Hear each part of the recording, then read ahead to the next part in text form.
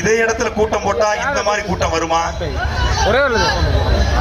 அண்ணன் சொன்ன மாதிரி தமிழ்நாட்டு அரசியல்ல ஒரு கூட்டத்துல வாழ்க ஒளிக முழக்கம் இல்லாம ஏய் ஏய் மரத்துல ஏறாத, ஏய் ஏய் அங்க கரண்ட் போகுது, இறங்கி சேர தூக்காத, நாற்காலிய தூக்காத, சேர தூக்காத, அணில் போய் அந்த கரண்ட் கம்பியை கடிச்சிடாத அப்படின்னு சொல்லாத ஒரு கூட்டம்.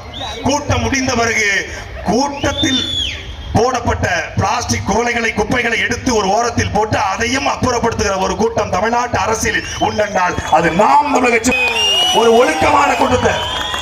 அதனாலதான் நாங்க எப்போதுமே காவல்துறை போய் அனுமதி தகவல் சொல்லதான் போவோம். ஐயா தேனியில இந்த மாதிரி நாங்க ஒரு பங்களாமே ஒரு கூட்டம் போடுறோம், எதுக்கு சொல்றீங்க? எப்படி அனுமதி வேணுமா? அனுமதியை தர முடியாது. யார் கேட்டது?